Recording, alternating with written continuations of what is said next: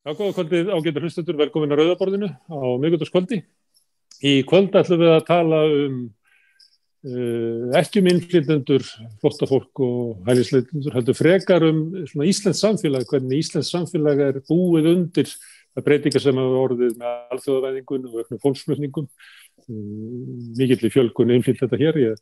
Innflytjendur eru 20% af vinnumarkaðnum, eru 15% af samfélaginu og þetta eru gríðarlega breytingar. Þannig við ætlum kannski að velta fyrir okkur svona frekar því hvernig Íslendingum hefur tekist að aðlagast þessum aðstæðum frekar heldur en eins og oft sífellt verið að tala hvernig þeir innflytjendur sem hingað koma, hvernig þeir aðlagast íslensku samfélagi. Þetta hlýtur að krefjast þess að samfélagi svona endur meti margt og endur skoði margt og við ætlum svona reyna að ræða aðeins saman þetta í svona eina kennslustund og aðtók hvort við fáum svona skýrari mynd af stöðunni. Til að hjálpa mér við þetta komið hingað góður hópur af góðu fólki. Það Guðrún Margrét Guðmundsdóttir, hún mannfræðingur og nýtekið til starfa hjá Alþýðusambandinu. Margrét Valdimarsdóttir, hún félagsfræðingur, menntuð frá Bandaríkjunum, hún komið hingað við Rauðaborðið og rættið okkur ástandið í Bandaríkjunum. Ólafur Páll Jónsson, hann heimspekingur á menntasviði Háskólans. Hann hefur líka komið hingað og sömuleiðis Borgar Magnason, tónlistarmaður. Og hann kom hingað þegar við vorum að ræða svolítið stöðu útlendinga og innflytjenda í íslensku samfélagi í tilefni af hinum hörmulega bruna Bræðraborgarstíginn. Við ætlum að ræða þetta, en ef ég má byrja á þér, Margrét, þú nýbúin að skrifa en ekki búin að senda frá þér greinum sem að fjallar viðhorf Íslendinga til innflytjenda. Mér skilst einhver leyti í tengslu við hryðjuverkaógn eða eitthvað slíku, en gætur þú gefa okkur svona einhverja mynd af því hvernig Íslendingar líta á innflytjendur og útlendinga? Já, alveg hreint. Já, ég hef verið að skoða þetta svona almennt en líka að fókusera sérstaklega á til dæmis viðhorf til flóttafólks, viðhorf til múslima og ef að fólk hefur neikvætt viðhorf til innflytjenda, hvað það sem fólk telur að því stafi ógna og það sem fólk sem hefur verið að safna gögnum og rannsaka þetta sérstaklega sér að í fyrsta lagi að þá eru Íslendingar almennt jákvæðir í samanburði við fólk í löndunum í kringum okkur. Þeir eru jákvæðir í garð innflytjenda og þeir eru líka jákvæðir í garð flóttafólks. Getur þú sagt svona hversu mikið eða Já, þegar maður til dæmis það hafa verið gerðar svona þó nokkrar alþjóðlega kannanir þar sem tekið stórt tilviljunarúrtak úr þýði mismunandi þjóða og við erum yfirleitt, þegar við erum að skoða neikvæð viðhorf, þá erum við yfirleitt á botninu. Og það að segja að það eru kannski einhverjar 2-3 þjóðir undir okkur að við erum yfirleitt ár frá ári á botninu.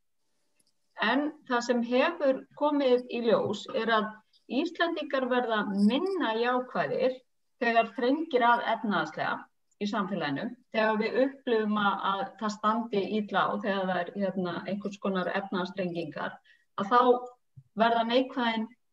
verða viðhorfin neikvæðari og við erum ekki jafn jákvæð gagnvart öllum innflytjendum. Það að segja að Íslendingar eru jákvæðir sérstaklega gagnvart innflytjendum eða fólki sem kemur frá löndum sem eru nær okkur og eru vestræn og fólk upplifir að séu kannski meira svipað okkur. Þannig að Og telur þá að þessu Austur-Evrópu með í því, ertu að tala Pólverja, Litáa?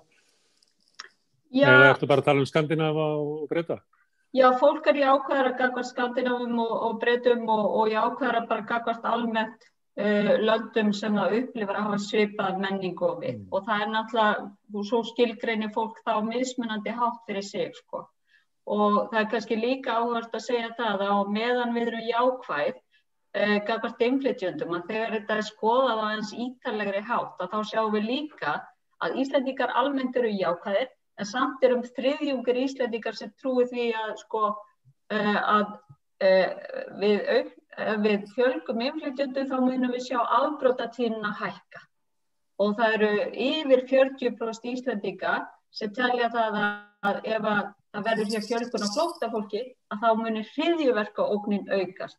Þannig að við erum jákvæð en samt þó með ýmsa svona fordóma eða ranghugmyndir tengsl sem ekki endilega til staðar. Það mætti orða þannig að við erum jákvæð, þá eftir fyrstur að tala kannski 2/3 hluta þjóðarinnar, en 1/3 hluti þjóðarinnar bara neikvæður. Já, við erum auðvitað öll mismunandi. Sko. Þá er ég almennt að tala ef þú spyrð fólk til dæmis hvort að vilja hafa, hvaða skoðun það hafa því að innflytjendur þeirra næsti nágranni, að þá eru fáir á Íslandi sem segjast vera á móti því. Og flestir segjast væri tilbúnir að ráða innflytjendur í vinnu. En þegar það spurt til dæmis telur að afbrotatíðni aukist við aukið fjölda innflytjenda, að þá þarna þriðjungur sem segir já. En spyrðu það, myndirðu vilja að maðurinn í næstu íbúð væri múslimi eða svartur maður? Þetta spurt svoleiðis? Já, það líka spurt svoleiðis og eins og í öðrum vestrænu löndum að það eru færri sem vilja, sem eru jákvæðir í garð múslima heldur en innflytjenda almennt á Íslandi. Hver er munurinn? Hann alveg, svona í síðustu stóri könnun sem var gerð, þá var hann töluverður. Við erum að tala að kannski 10%, yfir 10% sögðust ekki vilja múslima sem nágranna sinna, meðan þetta voru kannski 3% sem sögðust ekki vilja innflytjenda sem nágranna sinn. Þannig þetta er stór munur, að mínum að. Þannig að þú dast aðeins út á mér allavega? Datt ég út? Já, í smá stund. Það til enda, þetta taka bara síðasta setninguna. Já, ég sagði að sko, það sem við erum að sjá í þessu síðustu könnunum, þessu stóru könnun sem hafa gerðar, að kannski 11% Íslendingar segjast ekki vilja múslima sem nágranna sinn, á meðan að það eru 3% sem segjast ekki vilja innflytjenda sem nágranna sinn, og þetta er töluverður munur. Já, en samkvæmt þessu þá standa Íslendingar sig vel á þessum mælikvarða. Það kannski ekki geta ætlast til þess að miða við allan þann andrúður sem í heiminum og í fréttum og bíómyndum og bara vitundariðnaðinum gegn múslimum að séu þó ekki fleiri en 11% sem að svara svona. Já, alveg hreint sko. Þetta er lágt hlutfall svona í alþjóðlegu samanburði. Guðrún Margrét, þú ég veit ekki, þú hafði byrjuð í starfi hjá Alþýðusambandinu, þannig ég ætla kannski ekki að byrja að svara fyrir hann þess á engan hátt. En það er eitt sem að því að fjölgun útlendinga á síðustu árum hefur tengst svona ákveðnu gullæði í uppbygging fyrirtækja upp allar koppagrundir, þar sem keyrt áfram á láglaunafólki. Og stundum hefur maður það svona tilfinningunni að það sé svona stemming víða, ekki meðal allra Íslendinga, þetta í einhverjum hópum, að það sé svona í lagi að svona svindla á innflytjendum, að það sé í lagi að þeir kannski búi við aðstæður sem að við myndum ekki setja okkur við. Og margt sem að hefur komið fram í máli fólks hjá Alþýðusambandinu hefur bent til þess að það sé miklu meira brotið miklu meiri launaþjófnaður gagnvart innflytjendum, að þeim sem boðið upp á lakari kjör og lakari aðstæður, lakara húsnæði. Heldur að þetta sé ríkjandi meðal Íslendinga að innflytjendur séu einhver leyti svona ekki alveg við, heldur séu það svona við höfum þarfandi leyfi til þess að svona kannski koma öðru sér fram við það, heldur en að við myndum leyfa okkur að koma fram við aðra, okkur. Já, einmitt, sko, mér sýnist það allavega með það sem að kollega mínir sem hafa verið akkurat að vinna, sem voru að vinna í þessum málum áður en ég byrjaði hér, að það voru ýmis alvarleg brot og þau hafa verið sem sagt bara með eins og eitt kollegi minn, hún búin að vera í vinnustaðaeftirliti að í raun og veru svona bösta einmitt svona atvinnurekendur og fyrir bara að bjóða fólki upp á bara ósæmileg kjör og svona einhvern veginn þurft að rannsaka þessi mál sérstaklega. Hingað eru hringt inn ábendingum ef fólk finnst eitthvað stað pottur brotin og mér sýnist það, já, ég meina þetta ekki þetta alhæfum þá, ég hef ekki tölur til að bakka mig upp, en já, það hefur verið örlað á því að á svona góðaristímum, þegar fyrirtæki einhvern veginn spretta upp í byggingariðnaði og ekki síst í hótelbransanum, eða þið vitið, svona ferðamannaiðnaðinum og þeim afleiddu störfum, að þá hefur borið á þessu og þau tala vinnumansal, það eru bara hægt að, það alveg hafa komið upp þó nokkur slík mál, þar sem fólk bara hreinlega skikkað í vinnu og nýtur ekki þeirra kjara sem að þeim ber. Svoleiðis að Alþýðusambandið hefur virkilega verið að vinna og taka mjög harkalega á þessu, en það sem að gerast núna kannski með að ég var ráðin og kona sem sérhæfa sig sem túlkur og þýðandi, að nú ætlar Alþýðusambandið að bæta þjónustuna enn frekar og stéttarfélögin, sem sagt að í raun og veru komið svona kannski á þetta næsta skref að skoða hlutina bara svona aðeins í víðara samhengi og vonandi auka þjónustuna sem sagt og aðstoð á stéttarfélögin til þess ef við þurfa svoleiðis aðstoð. Svoleiðis að já, mér sýnist þetta vera einmitt bara mjög jákvætt skref mitt og maður sér þetta víða í verkalýðshreyfingunni, ég meina Efling fer fram með mjög gott fordæmi til vitið, búin að, þú veist, ef þú fer hérna á Eflingu, þá framlínu fólki þar sem tekur á móti fólkinu sem talar bara öll tungumál. Þú ferð og ef maður einhverju svona fundum að þá þeir yfirleitt túlkaðir og svoleiðis að það verið að reyna að bæta þjónustuna, það er engin spurning. Inn í hreyfinguna, ég var eiginlega frekar að spyrja fyrirtækjaeigendur og þá sem að ráða fólki í vinnu og þá sem leigja fólki í húsnæði. Ég ferðast landið svolítið að vera að tala við leigjendur hér og þar og þegar ég var ungum þá vann ég Súganda og Súðavík og Ólafsvík og Höfn í Hornafirði og hér og þar í fiski og þá bjó maður í svona verbúðum sem þóttu bara fullgóðar fyrir svona unga krakka að búa í og þá var það stemmingin og svo hurfu þessar verbúðir en svo þegar ég var að ferðast núna landið þá það bara komnar aftur og þá býr innflytjendur í þeim og þá það orðið fullgott fyrir þau að búa í svona húsnæði sem var ekki lengur fullgott fyrir ungu krakkarna svona upp úr 1990. Já, og þetta heyrir maður svona sögur, svona ljótar sögur meðferða fólki, alveg absolutt, en eins og ég sagði þá ég kannski ekki með, það nýbyrjuð og ég í öðru núna og ekki með, ég sé hana kollega minn sem fer í vinnustöð eftirliti oft með svona súpermannskikku, með svona svakalega töff og það fólk sem tekur á þessum brotum til vitið, en þú veist, ég bara ekki með einhvern veginn tölur, en þetta eru ansi rosalega sögur, nákvæmlega eins og þú ert að benda á, Gunnar Smári. Hvað veldur því að við bjóðum fólki upp á eitthvað sem við getum ekki boðið okkur sjálfum upp á? Það er náttúrulega hin stóra spurning og maður einmitt hissa á þessu og ég kannski sjálf sem manneska, ég náttúrulega alveg upp að hluta til við Arabíuflóa, svoleiðis að það náttúrulega löng hefð fyrir því að hafa svona cirka bát fólki hálfpartinn í þrældómi.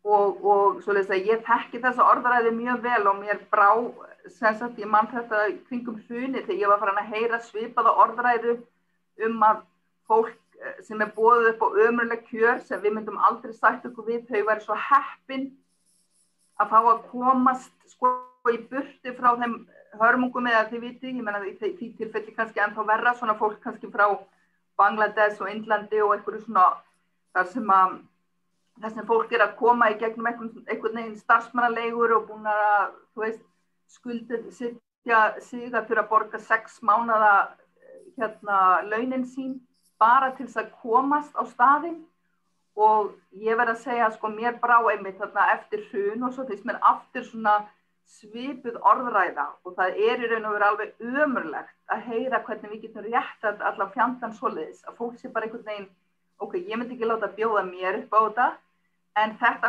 fólk kemur svo miklu verra, svoleiðis að, já, ég held þetta sé, ég veit ekki, ég ekki að tala eitthvað mannlegt eðli í þessu samhengi, en þetta tendens, absolutt, við getum réttlætt alla fjandann.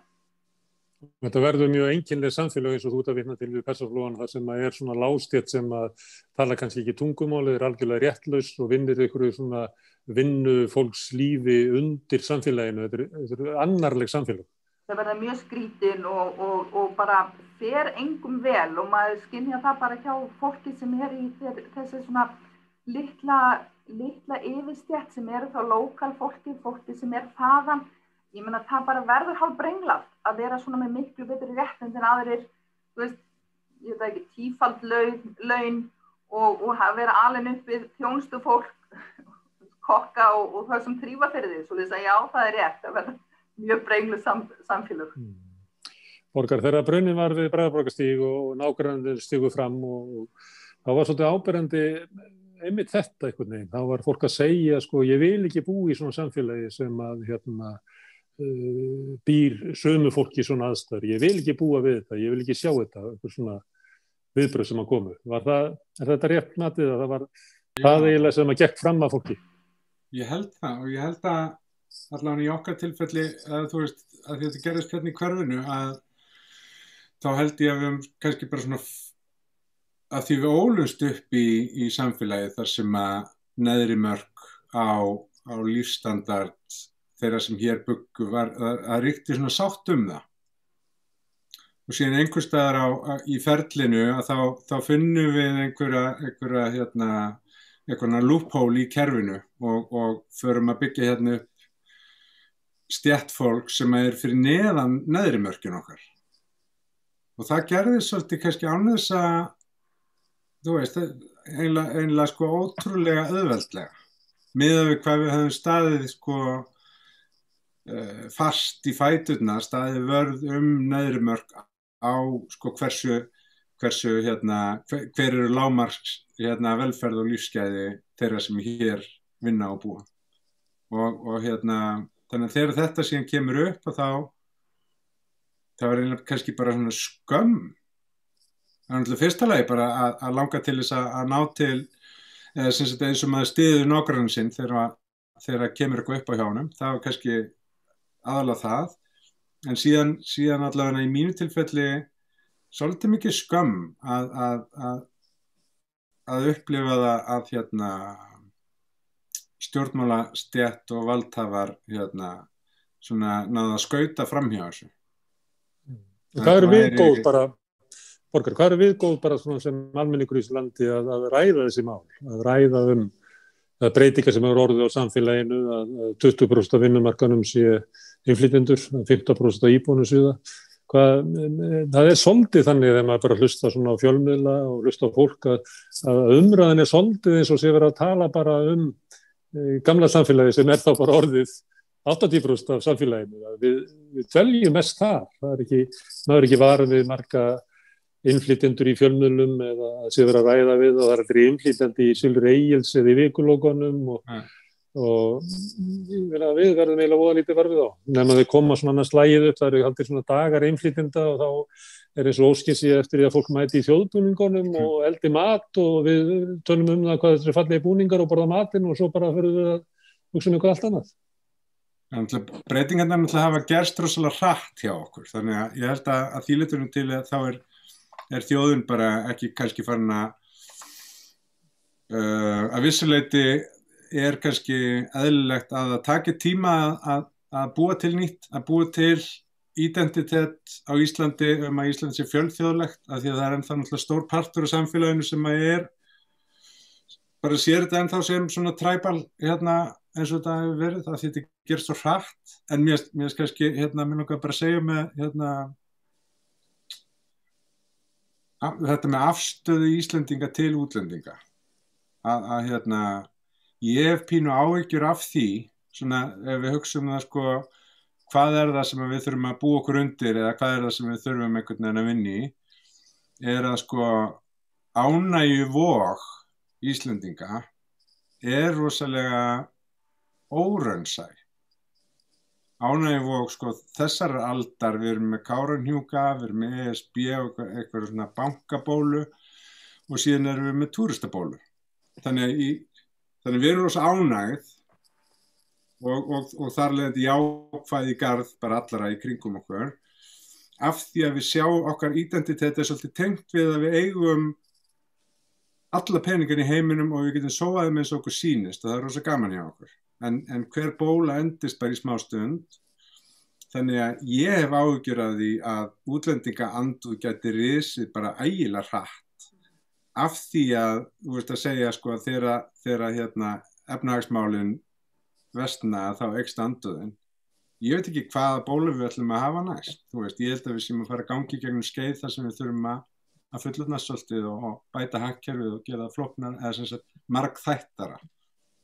Og kannski skúltúrinn þá er svolítið heldur að þú veist, jákvæðinni og ánægjuvogins hangi svolítið á einhverjum svona óraunsæjum hugmyndum hversu sko frábær við séum og hversu rík við, eða sem sagt hvað við erum einhvern veginn arðskapandi og flott sko. Við sækjum svona sjálfsmynd okkar í þetta og í gegnum eina bóluna og næstu bólu og svo þegar þetta fellur að þá kannski verðum við bara svolítið grimm af því að við höfum eiginlega ekkert til annars að hverfa.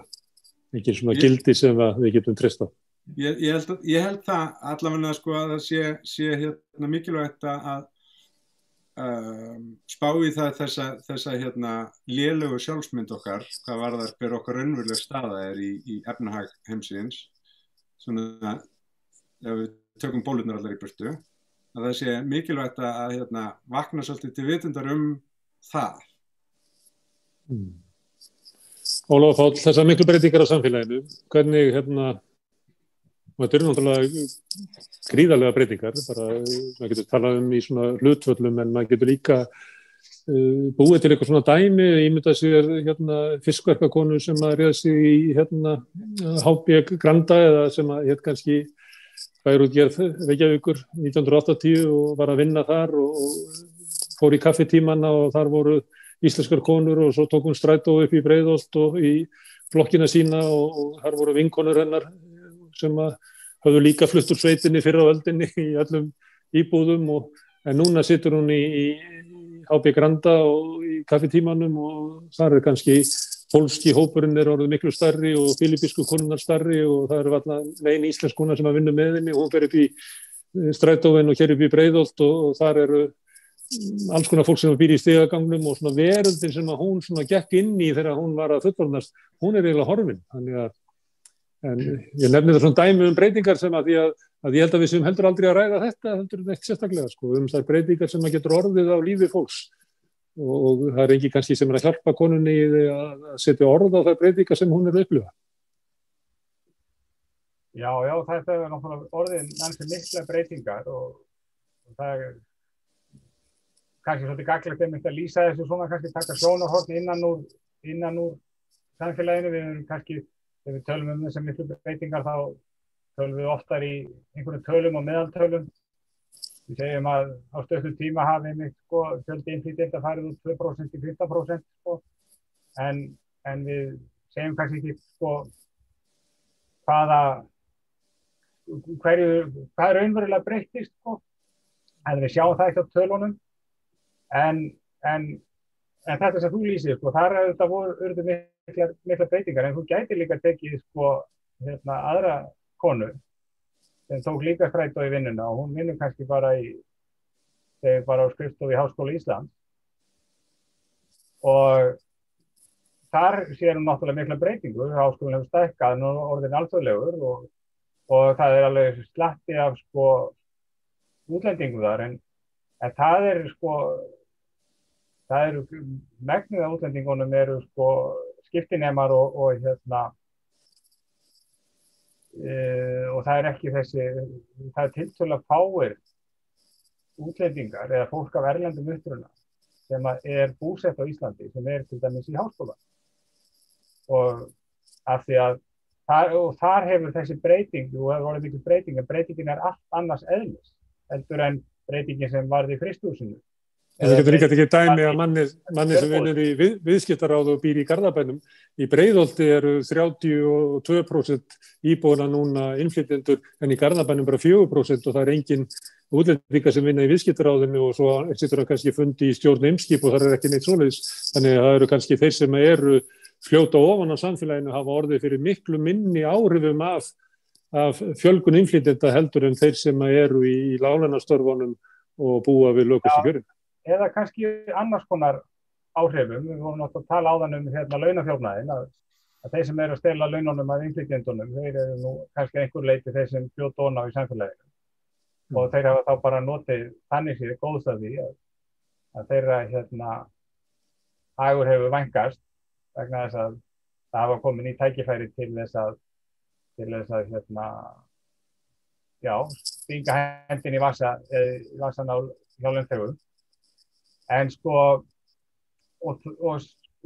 en það ein breyting líka á þessu við höfum alltaf það hafa alltaf verið til láglaunastéttir og eins og þú varst að lýsa þú fórst fyrst og heilum landið, vannst í fiski, bjóst við ömurlegar aðstæður og varst þarna með einhverjum strákum og stelpum og þetta var nú kannski ekki beinlínis sökkuður í þessu.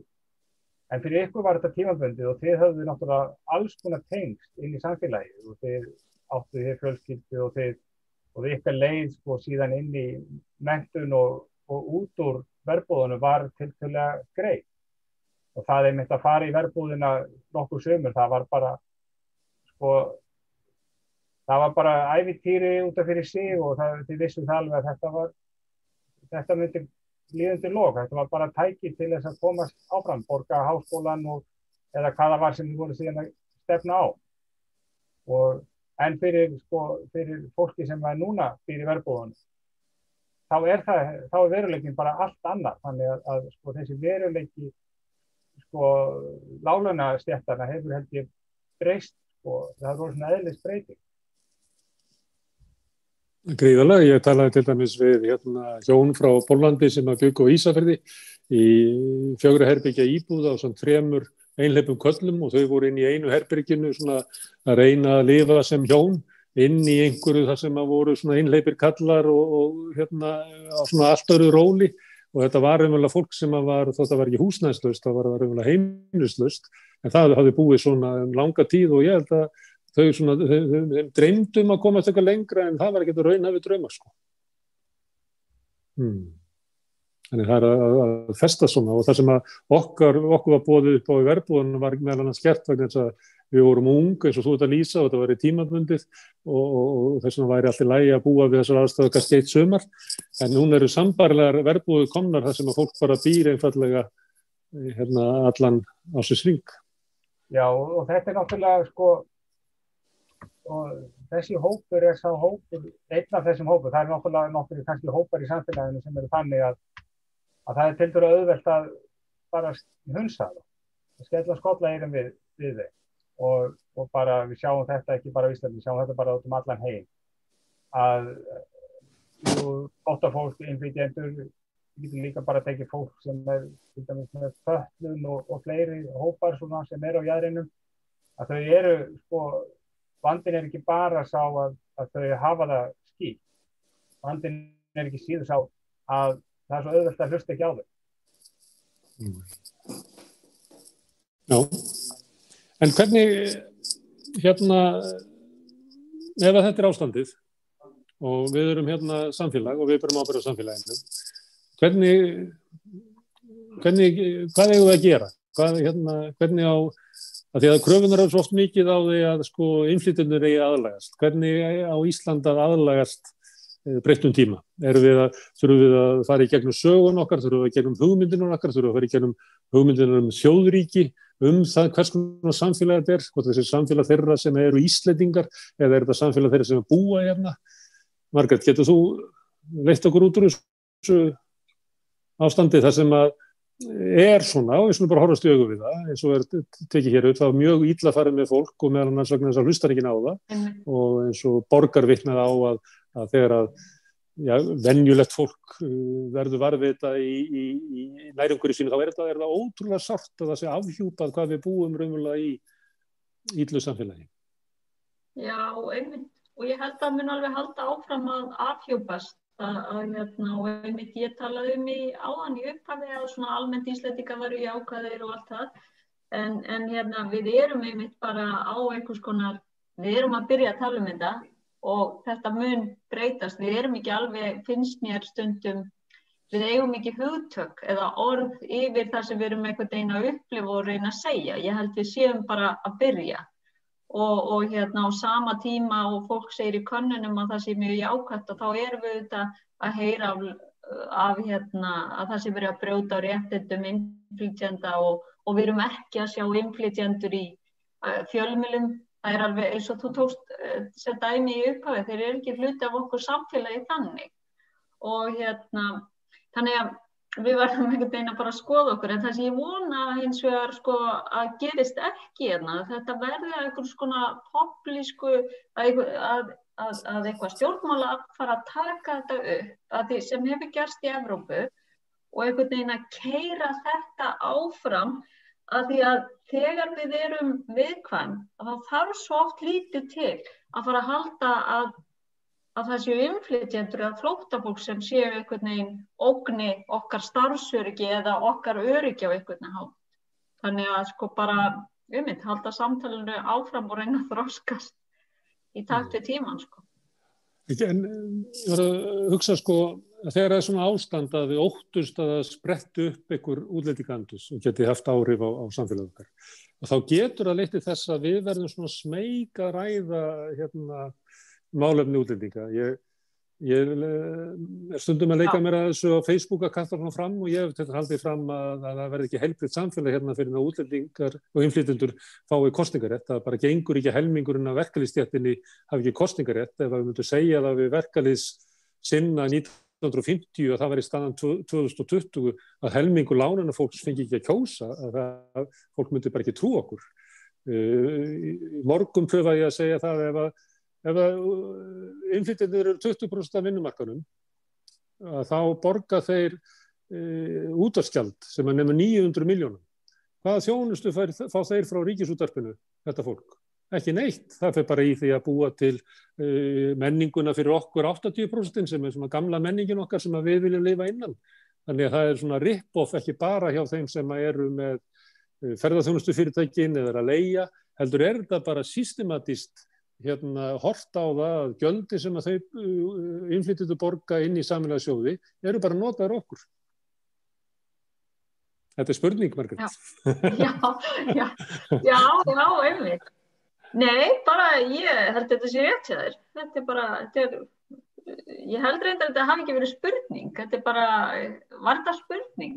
Nei, ég var bara að stríða þér af því að ég fann ekki leiðina til þess að hnýta spurningu aftan við þetta. En það sem ég er að spyrja er getur ekki verið að óttinn við það að hér rísi upp útlendingandúð valdi því að við veigrum okkur við að tala sjálfsögð réttindi innflytjenda og kannski svona almenn réttindi þeirra sem borgara í samfélaginu, að við tölum lítið það, við kannski tölum réttindi hælisleitenda og svona jafnvel einstök mál, en svona bara fyrirferð innflytjenda í samfélaginu, að við séum bara ekki tilbúin undir þá umræðu.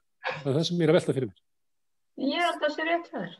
Ég held þetta, ég bara upplifi þetta á sama hátt, Ég held það sé rétt þar. Guðrún Margrét, erum við ekki góði að ræða þessi mál? Nei, við erum það ekki og ég held að við fornumst það mjög og bara eitt dæmi þess er að við erum ekki, ríkisstjórnin er ekki með stefnu í málefnum innflytjenda.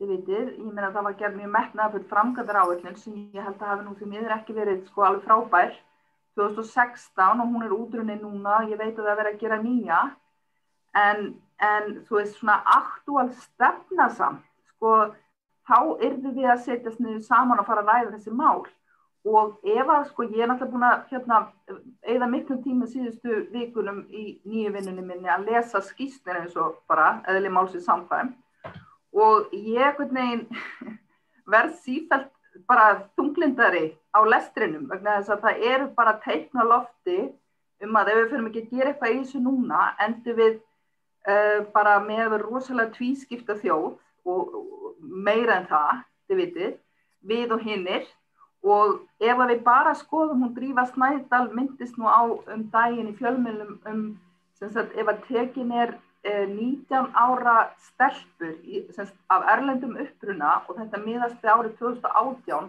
það voru 39% þeirra hvorki námi né vinnu og óvirkir. Af strákum voru 31%. Og maður einhvern veginn fær svona pínu áhyggjukast yfir, hvað erum við að gera þessari svokölluðu annarri kynslóð?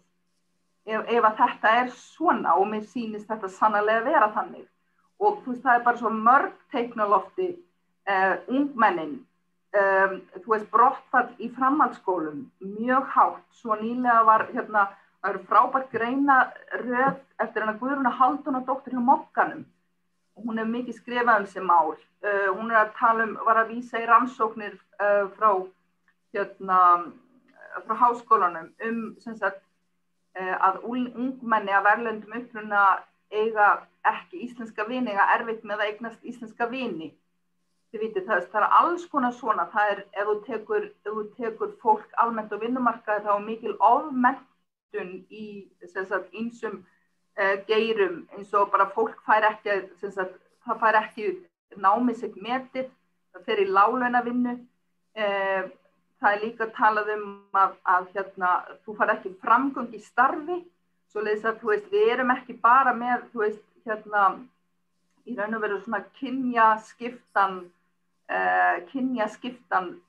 atvinnu eða svona vinnumarkað, heldur líka bara innflytjendur versus við. Það launaójöfnuður, fólk fara eins og ég sagði ekki framgang í starfi, það alltaf verið að tala íslensku, maður alveg það bara, við erum obsessed á að fólk að læra íslensku, sem gott og vel og ég viðurkenni og ég veit það sem manneskja sem hefur búið erlendis að tala tungumálið náttúrulega bara ómetanlegt.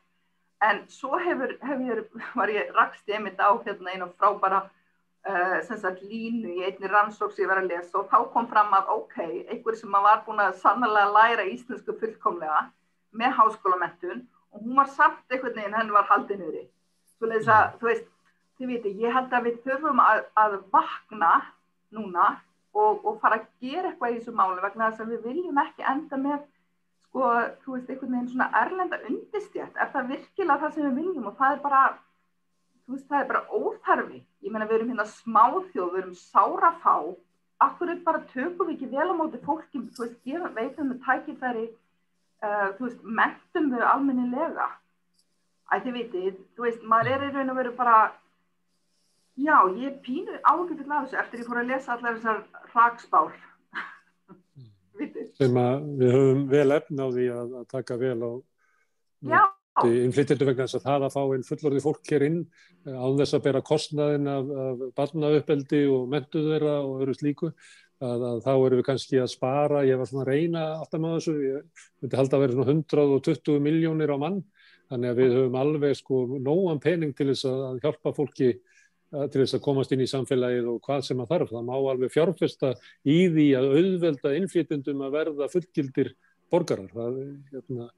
Já, og við erum, og við verum einhvern veginn aðeins að, og ég þurft bara svona að líta í eigin barm, ég meina, ég bý í fjölþjóðlegu samfélagi og ég auðvitað á ég mikið af arabískum vinnum, að því ég var að vinna mikið með Sýrlendingum og Írökum. En ég á sára fáa aðra vini og ég var einmitt að rifja upp að ég á frábæra vinkonu af erlendum uppruna og ég bauð henni ekki partí af því að ég nefndi ekki að partíið færi allt fram á ensku, þið vitið. Þetta svona típist svona, ekki fordómar en bara svona leti, þið vitið. Einhvern veginn ekki að vilja gefa smá og, þið vitið, ég bara ekki að dæma sjálfur mér. Ég vissum að, við höfum öll einhvern veginn svona sög að segja. Og við verðum í raun og veru aðeins að ranka við okkur. Þetta ekki 15% landsmanna, þetta bara töluvert af fólki. Þetta bara stærra heldur en VG og Samfylkingin og Píratar. Þetta svoleiðis hópur. Þetta eins og maður myndi aldrei tala við Pírata, aldrei bjóða Pírati í mat. Það er til fólk sem býður aldrei Pírati í mat, ég segi það ekki. Það getur vel verið. Herðu Borgar, ég aðeins að velta fyrir með þetta að við að hættan við að umræðunar fari, maður póstar eitthvað staðar eða segir eitthvað og maður er svolítið hræddur að fá yfir sig eitthvað svona útlendinga andúðar fólk sem að snýr samtalinu strax úthverfin í Svíþjóð eitthvað svoleiðis. Þannig að maður verður svona innri ritskoðun að maður eiginlega leggur ekki í það að ræða þessi mál. Að marga þjóðir hafa svona mál. Það þýðir ekkert að tala fóstureyðingar í Bandaríkjunum. Það bara getur sprengt kvöldverðarboð með því. Getur verið að umræðum útlendingamál sé einhvern veginn þannig fyrir okkur að þess ekki komin hefðin til þess að ræða þetta, við einhvern veginn kunnum þetta ekki eða getum ekki, eða þetta sé þegar orðið svo hatramt að það sé bara erfitt að halda upp í vitrænni umræðu? Ég held að við erum náttúrulega bara að byrja, og eins og Margrét sagði, við erum bara að byrja að móta tungumálið og tungumálið er göldrótt. Þannig að tungumál gamla Íslands, þegar það kemur inn, að þá það svona eins og dauðahönd yfir vitrænni umræðu af því að í orðunum sem við notum einhverjir galdrar og við erum bara, en eins og við erum búin að vera að tala að þú veist, þetta eru 15% þjóðarinnar. Þannig að það ekki option fyrir okkur hvort við ætlum að gefa þeim réttindi eða ekki. Veist, það bara það sem að bíður okkar þá, ég meina þið þekkið ábyggilega söguna betur ég, en hefur einhvern tímann einhver fengið atkvæðisrétt án þess að berjast fyrir honum? Hefur einhvern tímann einhver gefið frá sér völd til þeirra sem eru fyrir neðan sig án þess að það hafi þurft að berjast fyrir því? Þú veist, það viðbúið að það séu, en ég meina við erum bara að búa okkur undir það, kosningaréttur útlendinga á eftir að vera átakamál, en við getum ekki gert það, þannig að það bara bíður okkar. En ég myndi vilja segja með hatramar umræður að þá það eitthvað svona skíthæla bíjast í hvernig algoritmarnir virka á samfélagsmiðlum. Þar sem allir þræðir allt pólariserast á svipstundu og eftir það fólk bara farið að kalla hvort annað illum nöfnum.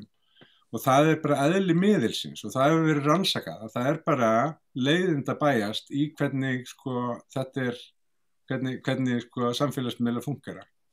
Og mín reynsla svo að ég tók 6 vikur án internets og það ótrúlega miklu víðsýnna og skemmtilegra fólkið sem að maður hittir í raunheimum heldur en að því að ef þú ert á netinu og núna erum við náttúrulega í COVID, þá svo mikið á netinu og þá erum við alltaf að verða vitni að einhverjum samfélagssamræðu þráðum þar sem að búið að polarisera og menn bara öskra hvoru sínu horninu og saka menn að vera fávitar og síðan náttúrulega sama þetta svona eins og echo chamber þar sem að fjölmiðlar síðan segja okkur frá því eins og það séu fréttirnar. Þannig ég held að það sé ekkert jafn hatramt í raunheimum eins og netið einhvern veginn, en á samtíma þurfum við að vera meðvituð það, að það þarf að fara fram umræða mikið og markvisst á öllum sviðum. En ég meina að það náttúrulega býða okkar átök. Þú veist, bara eins og baráttan gegn því að öruggar fengi að kjósa. Þú veist, það átti alltaf að fara á hliðin ef þeir fengi að kjósa og sama þegar konur vildu fá að kjósa. Það átti bara samfélagið myndi líðast í sundur ef að konur kysu. Þannig að mig grunar að það sama gerist núna. Já. En baráttan ekki optional. Þú veist, það ekki optional hvort að útlendingar fái hvort að 20% samfélagsins séu með kosningarétt eða ekki. Þú veist, baráttan að koma til okkar. En ef það þannig að innflytjendur svona stór hluti af samfélaginu og við reiknum kannski með því að ég haldi áfram að koma innflytjendur. Innflytjendur hafa náttúrulega breytt Íslandi til dæmis var uggur það svona í lok síðustu aldar að það veru fátt fólk á svona vinnualdri 25-65 ára til að vinna fyrir hinum sem voru börn og gamlir og við myndum eldast og það veri bara fátt slíkt fólk. Núna staðan svo að þessi aldurssamsetning þannig að við erum eiginlega betur sett en við vorum 1960. Þannig að það ótrúlegt svona afl sem að innflytjendur hafa komið með. En Það kannski ekki allt og mikið rækt.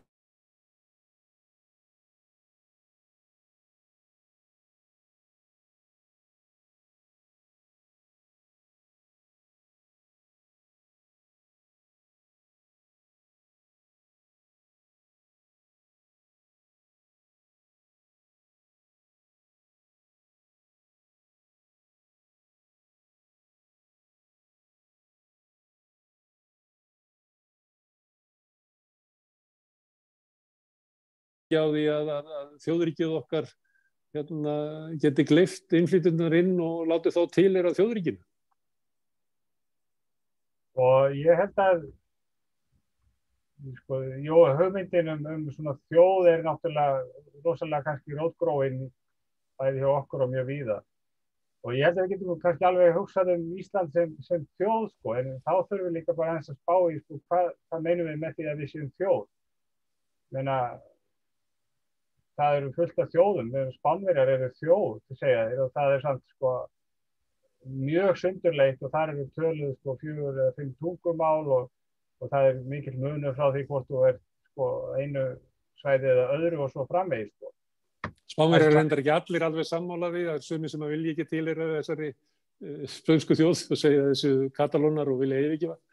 Já, sumir vilja yfirgefa, en það sem stendur ekki til boða held ég er að fara í einhverja gamla mýtu sem var kannski aldrei tilnefna í Íslandssögubókunum frá Jónasi frá Hriflu einhverja íslenska þjóð sem er eitthvað svo frábær og geti bara einhvern veginn verið til aldur og ævi. Fólk sem lifir saman, deilir saman einhverju svæði, ætlar að búa við þokkaleg kjör og reka saman einhvers konar heilbrigðiskerfi og menntakerfi og vegakerfi og hvað þetta allt heitir. Við verðum náttúrulega bara að endurskoða á hverjum degi og það er ekki bara því að það koma innflytjendur. Sem sagt, það allt í nú, það kom alls konar, það bara alls konar fólk og það með alls konar uppruna og það eru alls konar teknikrattar og það eru tónlistarmenn og svo eru homar og lesbíur og svo kynsegin fólk og við getum ekkert, við eigum enga svona einhvers staðar í bara handraðanum einhverja hugmynd íslenska þjóð sem að við getum notað sem eitthvað viðmið það hver er svona verðugur þess að fá að taka til málsefna og kjósa á þessu skeri. Einaðilega kannski viðmiðið er bara það sem við sjáum að við bara horfum í augun á nágrannanum og spyrjum bara, ert þú hérna, og spáum bara í hvernig horfir hann tilbaka, og yfirleitt ef við bara horfum á nágrannan og brosum, þá brosir hann bara á móti og það er bara á við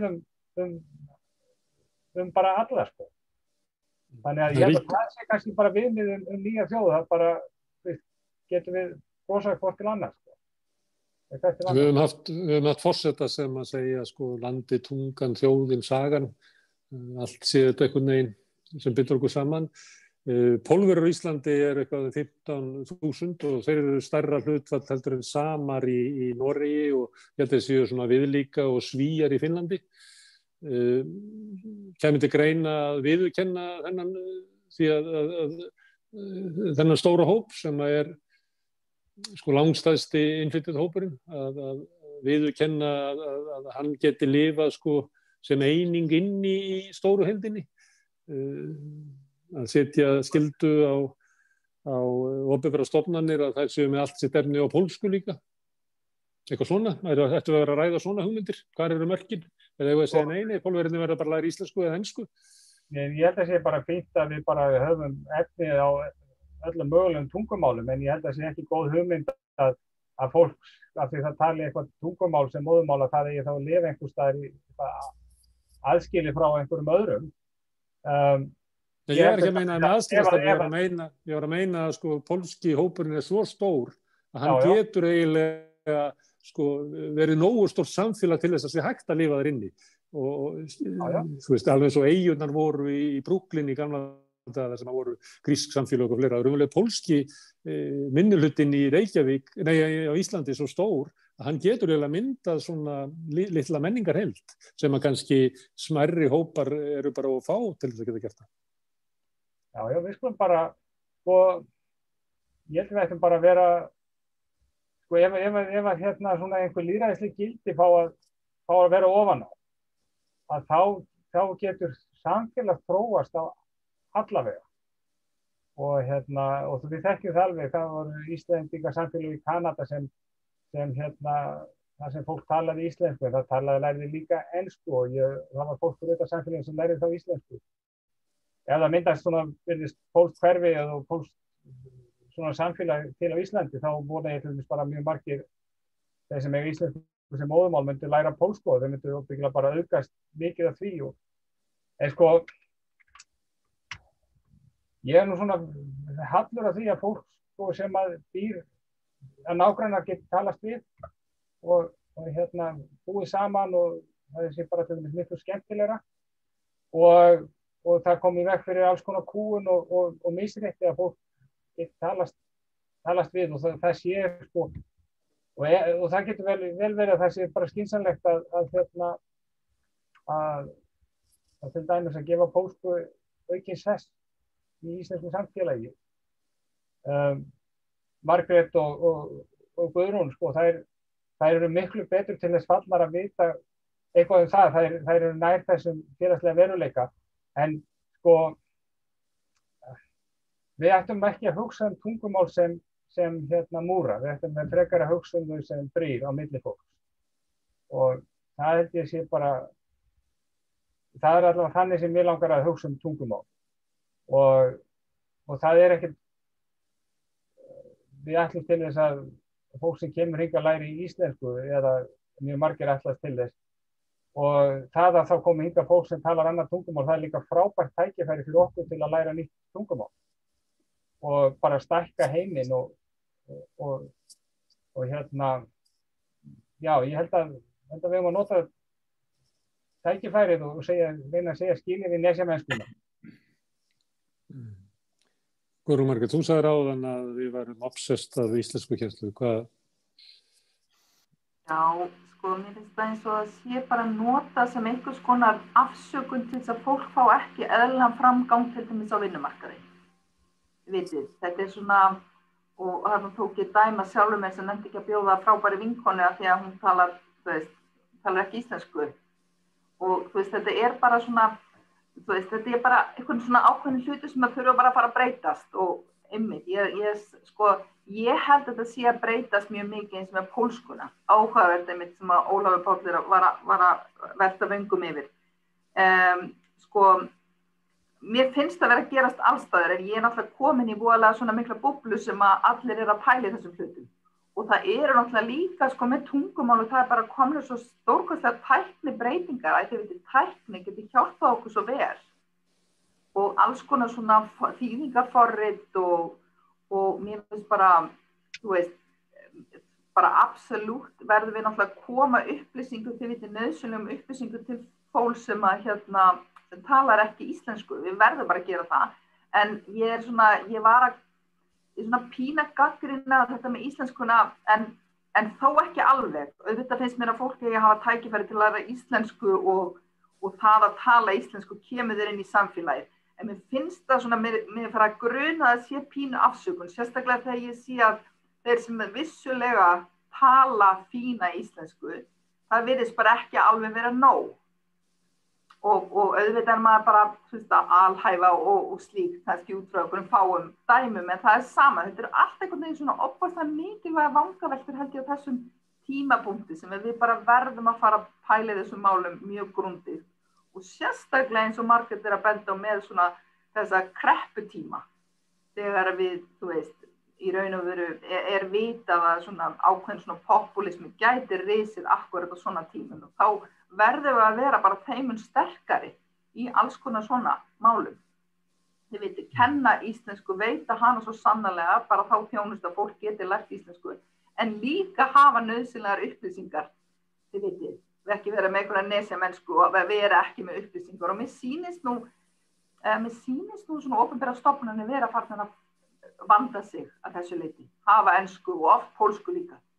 en einhvern veginn með smá fyrirvara með ég sé í búblunni, þið vitið. En mér sýnist vera raunverulega breytingar í gangi. Ég hef nú hlustað á Pólverja kvarta yfir þessu stundum það þannig að það eru bara allir túlkarnir uppseldir.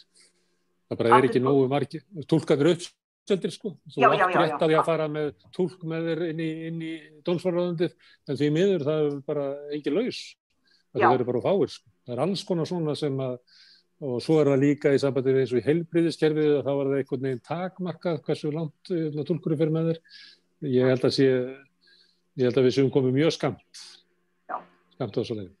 En Margrét, þú byrjar að tala að viðhorfin breyttist þegar harðnar í dalnum, þegar hungri knýr dyra, þá flýgur ástin út gluggann. Og Borgar talaði líka að Íslendingar væru kannski sérstaklega viðkvæmir fyrir þessu að við horfðum svo mikið á svona í góðærið værum alltaf að reyna að kaupa okkur einhverja stöðu. Þegar þetta gerist, og nú erum við erum á barmi kreppu, við erum að ganga inn í kreppu, og kreppan náttúrulega býtur harðast innflytjendurna, það mest atvinnuleysi þar. Þegar þetta gerist, hvernig gerist það?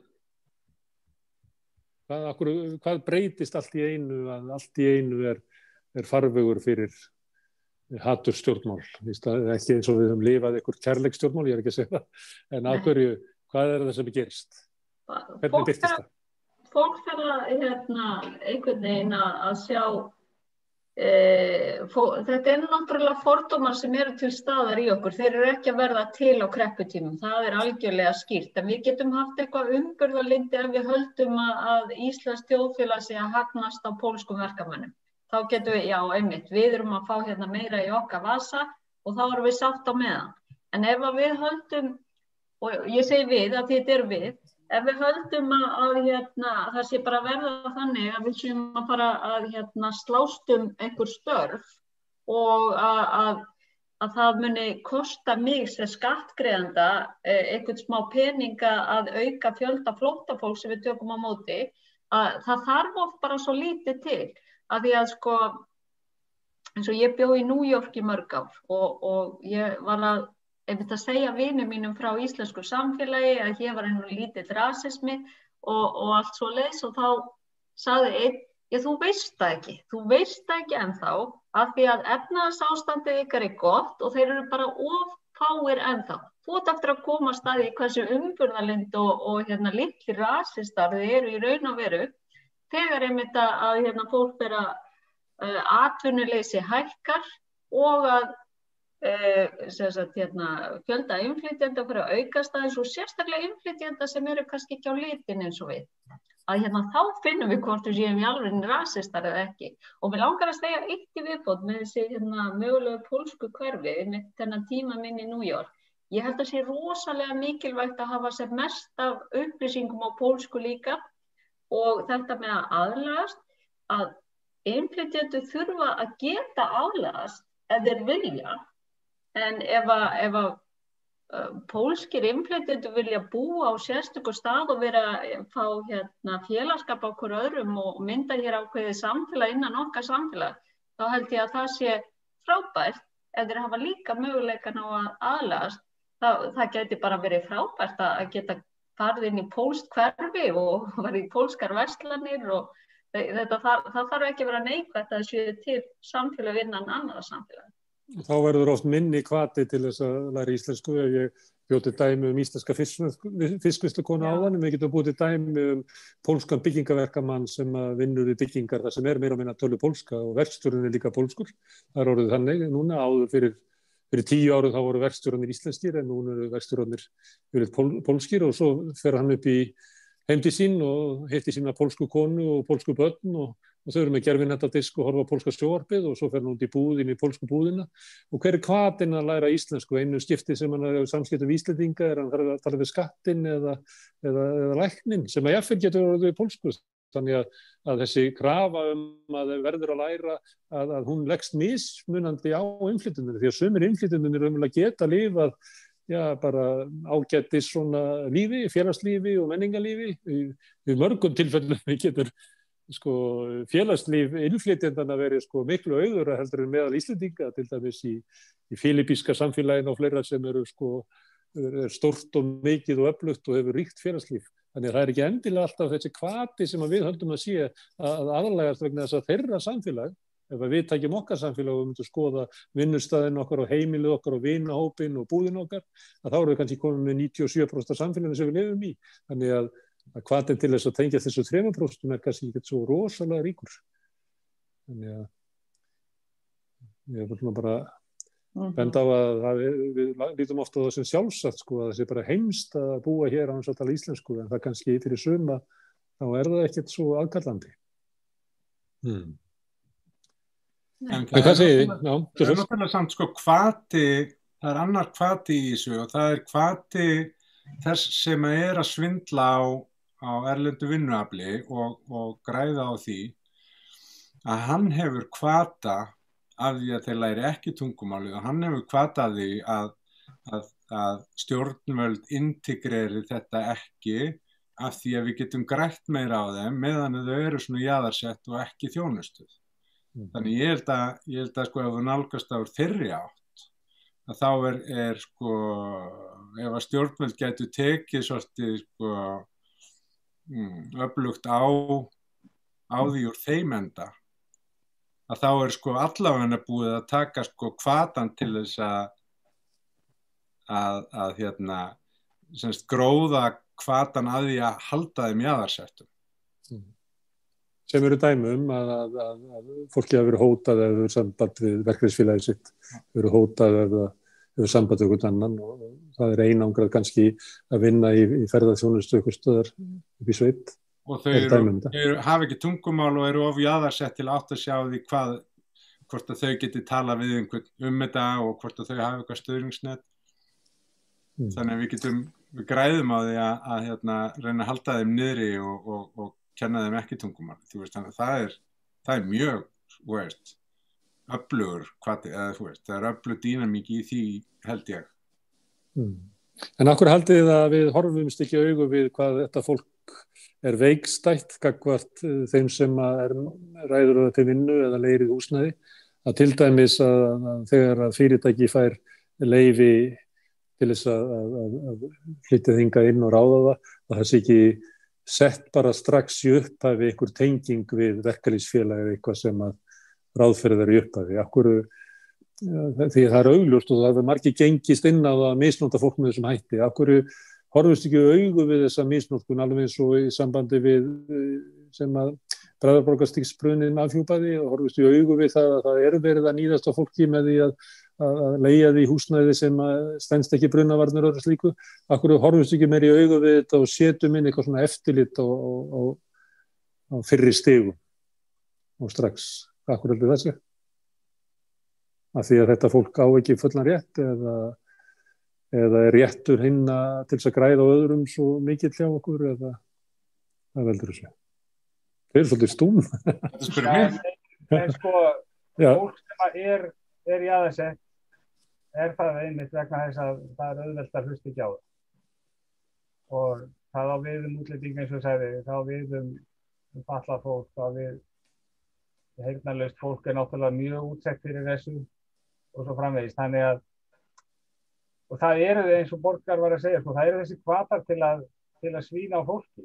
Þeir eru til staðar og það fólk sem tilbúið til að gera það og við sáum nú bara nýlegt dæmi þessi Eimskipafélagsins sem endur þarna á strönd á Indlandi, sko. Þetta náttúrulega annars konar tegund af mansali í rauninni, sko. Og og það svolítið þægilega fyrir okkur af því að, sko, vondi endin langt í burtu. Þó að spottinn sé bara að liggja beint til okkar og beint inn í lífeyrissjóðinn okkar. En þannig að þetta bara, hvað sagði ekki Vilhelm frá Skáholti, við skildum muna mannsins fyrstu gerðir að með það prýðir reyndist þriðja flokks. Sko, það svolítið kannski staðreyndin og þess vegna þurfum við sem sagt að hafa fyrir því ef við ætlum að verða svona minnst okkur annars flokks og helst fyrsta flokks. Það bara mikil fyrirhöfn og það kostar og það kostar heimikil átökum sem við bara séð á vinnumarkaðinum. Það sem að vera að reyna að lyfta kjörum fólk sem að býr við bara ömurlegar aðstæður og og af því við vorum að tala svolítið þetta með tungumálið og læra íslensku og allt það sem ég held að sé þetta almennt bara mjög gagnlegt að tala tungumálið það sem að býr en það bara heilmikið mál að læra íslensku og sérstaklega maður að vinna virkan á milli og býr í einhverju herbergi, einhverju verbúð einhvers staðar með fullt af öðru fólki og það bara engin námsfrið. Það þetta ekki eins og við séum maður fer í einhvern málaskóla eða fer á tungumálanámskeið á kvöldin og og það getur verið fínt en þá maður býrið algjörlega lúxus en ef maður að vinna 10 tíma á dag í bara þræla vinnu deilir herbergi með öðrum þá ekkert mikið eftir það ekki mikið stuðningur þannig að það mjög auðvelt að festast á jaðrið. Já, þetta er þjóðarböl. Hvernig, það bara þannig, þetta eitt af svona stærstu verkefnum okkar ekki að laga kjör innflytjenda og aðalega samfélagið okkar af breyttri mynd samfélagsins. Ég fæ það svona tilfýringuna þegar ég að ræða við ykkur.